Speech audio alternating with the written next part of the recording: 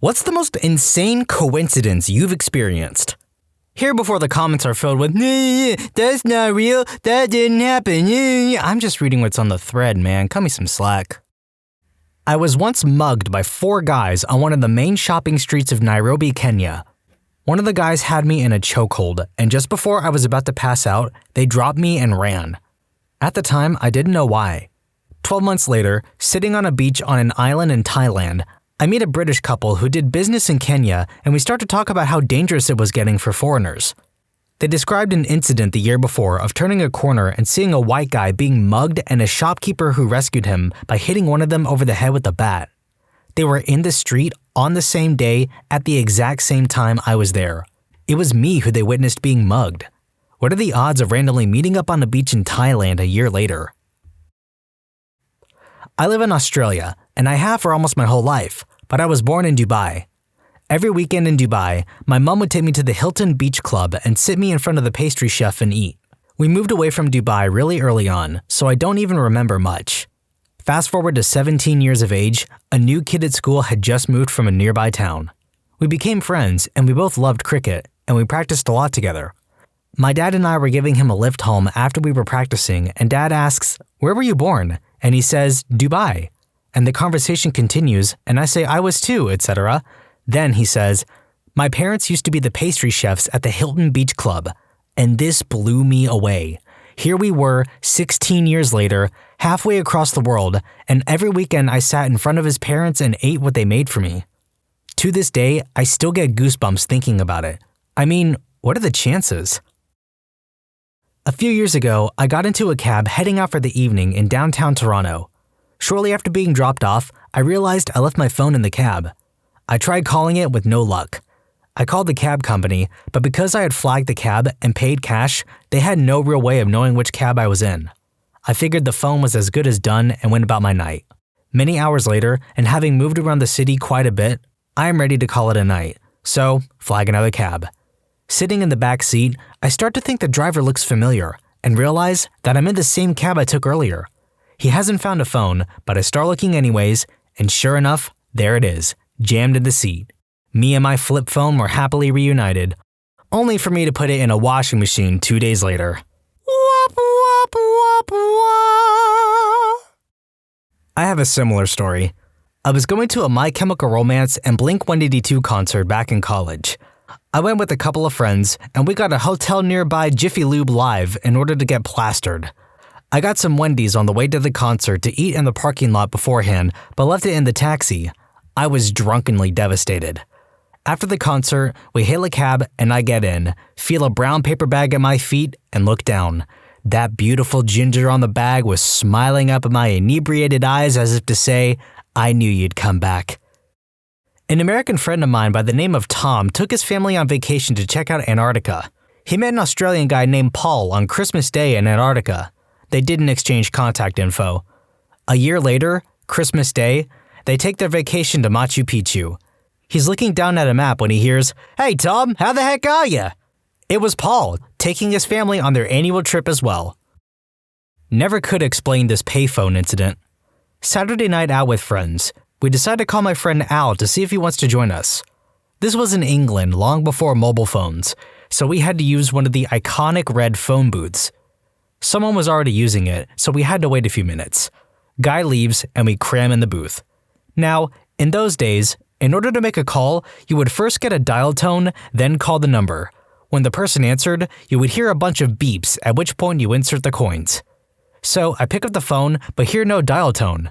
I hang the phone up and try again. Still no dial tone. Seems to be still connected to the previous call. I say hello to see if anyone is still on the line. Person answers, "Hello?" It was my friend Al. He had just picked up his phone to make a call, and somehow, miraculously, without even dialing his number, we were connected. We all went to the pub after and tried to figure out how the heck this happened, but it remains a mystery. If I did not have my friends with me at the time as witnesses, I would have believed it was my mind playing tricks on me. In 2004, I was 18 and on a 3-week tour of Europe. I was at the Louvre and had just experienced the cluster that was the Mona Lisa exhibit. After looking at it for 2 minutes, I started to wander around aimlessly. As I was walking, an older couple asked if I knew how to get to the Mona Lisa exhibit. I told them yes, and because I'm horrible with directions, I'd be happy to walk them there myself. They were really nice and very appreciative that I was taking the time to help them. They asked me where I was from, US in Nashville, but I mentioned my parents were immigrants from Italy. They told me they were from Portugal on anniversary. We talked a bit more, told them my name, and they were really excited about it since I shared the same name as their grandchild. Anyways, we get to the exhibit, and I go to part ways and shake their hands, but get pulled in for 2 massive hugs and a kiss on the cheek. They give me their address and say anytime I'm in Portugal to stop by and I'll have a place to stay and eat. We take a group photo and leave. 7 years later, I'm in Munich for Oktoberfest. I'm standing outside my hotel waiting for my friends when an older couple asks if I know how to get to the fairgrounds. Again, I'm crap with directions, so since I'm headed there, I tell them they can just follow me and my friends. Again, we start talking about where we all are from. Now, I have a memory like an elephant, and once they mention they're from Portugal, I start to think maybe these are the same people. I ask them if they have grandkids, and they say they have 6. I ask if one of their names is History of a Man. They look at each other sort of surprised and say yes. They ask, how do I know that? And tell them that I had met them 7 years prior in Paris at the Louvre. The old lady gets really happy and starts crying and starts to hug me. They say they remember me now and asked why I never came to visit. That they had our picture in a frame on their wall and always wondered what happened to the nice American boy. We spent the next 3 hours drinking beers and catching up. Luckily, we got there early, so we were able to get an empty table, and they bought all the beers the entire time. This time, they demanded I give them my email so we could keep in contact. I even added their son on Facebook. 2 years later, I go and visit for the summer, and sure enough, there on the wall amongst the rest of their family pictures is 18-year-old me standing between them. I'll tell you all something. I'm a bit of an introvert and can be awkward when meeting new people, simply because I like to get a feel for who they are and where their boundaries are. But never in my life, other than with my own family, and maybe not even then, have I ever felt more at home and that I belonged than the 3 weeks I spent with them. We still talk weekly. It's like having a second family. In high school, my friend set me up with their boyfriend's cousin. Let's call him Jack. Jack and I were walking around an amusement park and started talking about recent family spring break vacations. Turns out, both Jack and I had been in Las Vegas during the same week. We stayed at the same hotel. The conversation changed subjects when Jack stopped in the middle of the sidewalk and said, "I saw you in Las Vegas." I thought he was full of crap. There's no way he would remember some random girl among the thousands of people there. He told me the exact place he saw me and that my sister and I were posing for a photo. We got back to my house and found the picture. There were Jack and his brother in the background. When I was in grade 2, our family moved from Manitoba to Arizona for a year due to a contract my dad was working. We rented out the house fully furnished for the year. While in Arizona, we flew to Alberta one weekend. On the flight from Arizona to Alberta, I sat beside a boy my age and we started talking. It went something like this. Me, what city are you from? Him, Winnipeg. Me too. What school do you go to? School name. Cool. I used to go there too. What street do you live on? Street name. I lived on that street. It turns out his family was renting our house while we were gone, so I was sitting beside the boy who was sleeping in my bed while we were in Arizona. When I was 13, I was on a family holiday in Venice. We were on a gondola touring the waterways of the city. We got halfway down a long passageway, and another gondola passes us by, carrying a man and a woman. The man and my dad lock eyes, exclaim one another's name, and have a quick handshake as our gondolas pass. Myself, brother, and mother sit quietly, pretty stunned, while the woman on the other boat explodes with, "What? Who's that? How do you know him?" We floated off in the other direction, comparatively swag and chill. Turns out it was a guy my dad went to university with and hadn't seen him since. They haven't even contacted one another since. It's crazy they recognized one another, considering they were both in their late 40s now, passing fleetingly on 2 gondolas in Venice. About 10 years ago, I tried to get into Six Flags with a tiny keychain Swiss Army knife. It literally had a dull 1-inch blade. They told me I could either throw it away, take it to my car a mile away, or rent a locker for like $10. So I decided to hide it in the planter. I looked down and saw a big piece of bark laying in the dirt and figured it would be a good hiding place. I picked it up and found another mini Swiss Army knife. I placed mine next to the first and went into the park. When I returned, The other knife was gone, and a smiley face was etched into the dirt in its place. I went to a concert in Dallas and took 2 lawn chairs. They wouldn't let me bring them in, so being 6'5", I threw them on top of a very tall bush. No one would have even seen them, and hardly anyone will be able to reach them. As I'm pulling them down after the concert, I pulled down 4 of the exact same chair. I only brought 2 though. Up walks a guy who is as tall as I am, wearing the exact same Blink-182 tour shirt from 2009, and the other 2 chairs were his. It was pretty wild. We smoked a doob, did a tall guy high five, then parted ways. My family used to take little summer vacations. One summer, I was about 7 or 8. We stayed at a campground about 4 hours from home. There were a bunch of kids there, and one day we all started playing tag. I was it and was chasing another young boy, and when I tagged him, I pushed him too hard and he fell and broke his arm. I remember the scene vividly. Fast forward to college. I became good friends with my neighbor in the dorm, and we ended up getting a place together our sophomore year. The following year, no longer living together, we went out for a few beers and the topic of broken bones came up. I've only broken 1 bone, and it was my arm when I was 7. Some kid at a campground pushed me over while playing tag. It was me. Still can't believe it. Now is as great a time as any to recommend the movie Tag starring Jeremy Renner. It's really funny, and if you haven't seen it, go watch it. It's based off of a true story of these guys who had a tag gang going for like 30 years. And there are so many different crazy ways they all tagged each other. And it's got a surprisingly emotional message. One time I parked, without even noticing, next to a car with the same license plate as me. I had a Massachusetts plate, she had a New Hampshire plate, both with the same 5-digit number. The weirder thing was that both of us had kept the plate as a novelty plate because the state wasn't making 5-digit plate numbers anymore, but a family member wanted to keep it. In my case, my dad wanted to keep his dad's plate. My first semester of college, I moved out of state. I was first to move into the apartment and had a few days to myself. After orientation, I found my new roommate sitting on his bed. When I introduced myself, he asked where I was from. When I told him, he said, "I used to have a friend named Simon." I said I used to have a friend named Will. We were best friends in 1st and 2nd grade until his family moved.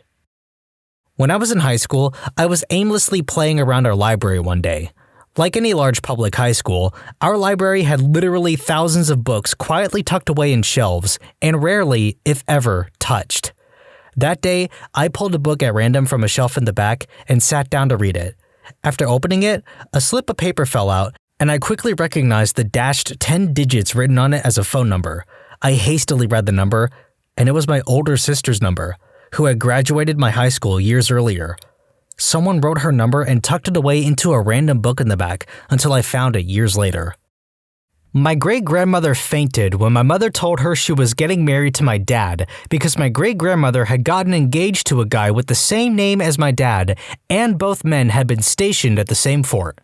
But great-grandmother's fiancé died. Fortunately, mom's fiancé did not. This one's a long one, so strap in. I once went camping with about 5 or so other friends. This was about 3 years ago now in Pisgah National Forest in the mountains of North Carolina. There are some amazing waterfalls in this area, one called Rainbow Falls. It's about 125 feet from river above to ground below. If you keep hiking past Rainbow Falls, there is a much smaller waterfall in the river above Rainbow Falls called Turtleback Falls. It's basically a very slippery rock with water running over it, which ends with about a 4 to 5 foot drop. This is really cool because you can climb up it using a rope someone attached to a tree above, walk out to the middle of the rock, and slide down. There's also another spot that's about 1/3 of the way up the side of Rainbow Falls, where you can climb up some branches, then basically rappel down a rock face, shimmy out on a ledge, and jump about 30 to 40 feet into the nice, deep pool in the river at the bottom of the waterfall. It was when my friends and I had climbed out on the ledge and were about to jump when we noticed that there was another group of people hanging out in the river below us. They started cheering us on and encouraging us to jump, as it is slightly terrifying. Anyways, we ended up jumping, and once in the river below, we talked to the other group of people. They seemed pretty cool. Fast forward 1 year, we had so much fun a year earlier that we decided to go back again. This time, we camped a little further down the river, and we decided to climb on some rocks downriver from the waterfall, about 300 or 400 yards from the waterfall. I was climbing on one rock and found something that looked like a strap of some kind. Assuming it was trash, I didn't touch it, But when I pointed it out to one of my friends, he noticed it was actually a GoPro camera in a waterproof case, so we decided to keep it. Fast forward a couple days, my friend and I purchased a charger for that type of camera and decided to see what was on it. We start watching the video and see some guys climbing up the place where we jumped off the side of the waterfall in front of the cameraman who was also climbing. The cameraman starts to get closer, and we see something that made us instantly start to freak out. On the back left shoulder of the person in front of the cameraman was the exact tattoo that my friend has. When it gets even closer, we realize that the person on camera was my friend who I was currently sitting right beside. Later, the cameraman gets up to the ledge and we see me and the rest of my friends from over a year ago. There are also some pictures and videos of us jumping from the ledge. We watched the rest of the video in a stunned state, and the last 30 minutes or so of footage is of the cameraman going up to the river above Rainbow Falls and sliding on Turtleback Falls, apparently losing his GoPro in the water after going over the falls. The camera sinks to the bottom, and you can even see fish swimming by and staring at the camera. Now, think about where we found the camera 400 to 500 yards downriver from the bottom of the large waterfall. So apparently, this camera made its way downriver over a 125-foot waterfall and got lodged in a rock 500 yards away, and my friends and I found it a year later with video footage of us from the previous year on it. It took us a little while to decide on this as being the most reasonable explanation. Edit. A lot of people are wondering if I knew the cameraman. The answer was no, I did not. I suspect he was one of the people I mentioned being at the bottom of the river while we were about to jump. We jumped off this rock multiple times, so he might have followed us up one of the times, although I don't specifically remember this. As a college sophomore, I went on a trip to France by myself. I was sitting in Notre Dame Cathedral listening to music when a girl I dated in high school sat down near me, totally at random.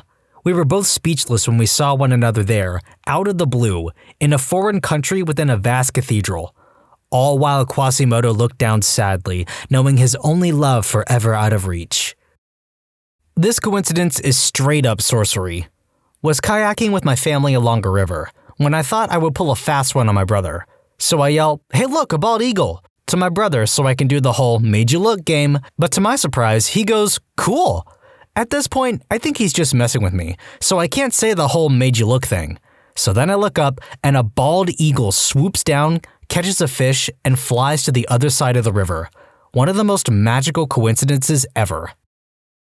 I'm an American who moved to Amsterdam some years ago, and my first year there on a random Saturday, I decided to head out for a drink. Sat down next to a cute German guy who was in town for the first time from 6 hours away, helping a friend move kind of thing, and it turns out he's doing a PhD in physics. I'm doing mine in astronomy and have a physics background, so we spend maybe 10 minutes discussing our research topics when he mentions offhand how he used to study in New Zealand. I get a confused look and then get all excited. "Johan, Professor W's E&M class in Auckland, first half of 2007. Freaked him out until I explained. I was a semester abroad student in Auckland that year, and not only were we in this same class, we even did homeworks together and such, but lost touch once I left the country, with no one having a clue what happened to the other, only to randomly run into each other 5 years later in a random bar in a random city on another continent. I don't know if I can ever top that one. It was pretty darn cool. I once burped 1 second before a power blackout in my neighborhood. It felt almighty. This happened to me a few months ago, and it was pretty darn improbable. I'm walking through Bay Area Rapid Transit. It's the train station that takes you to and from San Francisco and elsewhere, where an average of 375,000 people pass through daily. I walk up the escalator to my train and pass by an envelope lying on the ground. At first, I didn't think much of it, but I took a couple steps back to pick it up anyways. The next part freaked me out. I looked at the address, and it was addressed to me. I instantly look around to see if it was a practical joke or if I'm about to get assassinated or something. Neither of those were the case. The sender was a family friend. We'll call them the Johnsons. I knew that Mr. Johnson took the BART daily, but I had never personally ran into him. After work, I call him up and ask him about the letter. Turns out, he had about 300 letters with him on the BART and was going to send them out for his daughter's graduation party. What in the world were the chances of him dropping the one letter addressed to me out of the 300, combined with the chances of me being the one out of 375,000 people to pick it up? Pretty wild. I met my now husband at work. Turns out there are enough coincidences that my mom is seriously wondering whether we are distantly related. We were born in the same hospital 2 weeks apart. We then both moved about 500 miles away and ended up in the same university together. We moved from there another 100 miles away and worked in the same company. We both have relatives in the same area in Dublin. We both have a relative that worked in the same hotel in Dublin at about the same time back in the 1930s. My mom and his grandmother have the exact same combination of unusual first and middle names, and I have the same birthday as his mom. We don't live in Ireland. Edit, when I say birthday, I mean month and day. I am not old enough to be his mom. Also, I'm pretty sure I would have remembered giving birth. When you subscribe, make sure to hit the bell to turn on notifications. Put the playlist on in the background to finish listening to all the stories linked at the top of the description. And if you like Am I the Genius, give Am I the Jerk a shot, linked in the description too. Either way, thanks a lot for watching, and we'll see you guys next time.